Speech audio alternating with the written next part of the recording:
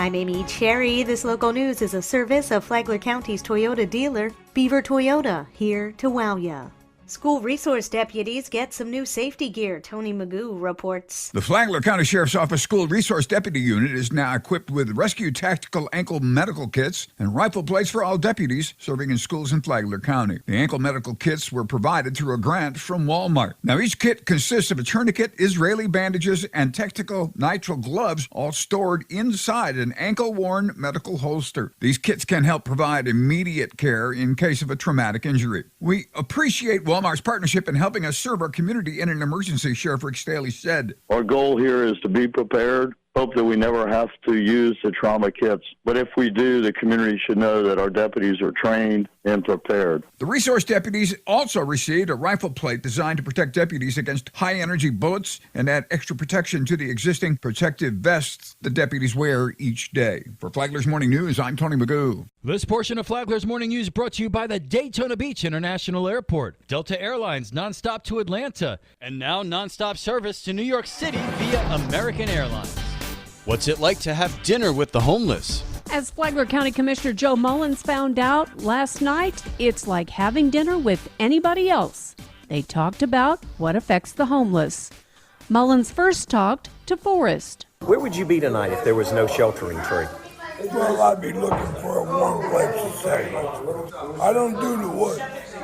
Too many bugs, snakes. I prefer the concrete. Forrest tells Mullins that he'd be sitting outside. He said that locals who want to close the shelter are, quote, out of their minds. Forrest said they have helped many people. He said that the sheltering tree gave him his eyesight back and that he was one of the first to come and shelter at the sheltering tree in 2007. Earl was also at the sheltering tree last night. Commissioner Mullins asked him where he'd be without it. Somewhere in freezing and starving. Then there was this exchange. How important is the sheltering tree to you? On a scale of 1 to 10, 8. Well, what would you say to the locals wanting to shut it down? Bad. Y'all is real bad people. Earl said he could get out of homelessness if he had his health. But about the sheltering tree, Earl said, This is one of the best things ever happened to Flagler County because you got people that care for you and they work through thick and thin, whether they like what you do or like what you say, but they still do.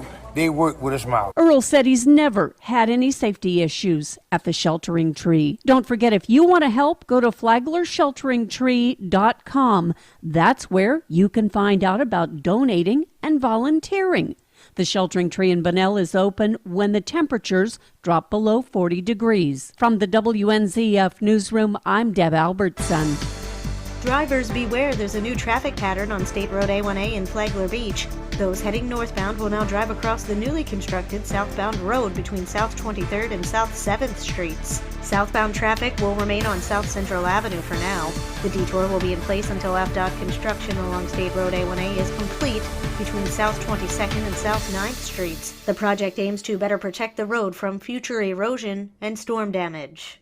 In the new year, work will begin in Palm Coast to replace a ditch in the F section as part of ongoing stormwater improvements. The new underground piping system will be more sophisticated, bringing state-of-the-art technology to create shallow swales and inlets that collect water runoff from Faith and Farmbrook lanes as well as Farragut Drive. The project will greatly improve the look of the neighborhood while also making for a more stable structure that will require less maintenance over the years. Work begins in mid-January and will take about 3 months. If you've got questions about the project, head to a neighborhood meeting December 16th at the Palm Coast Community Center at 6:30 p.m.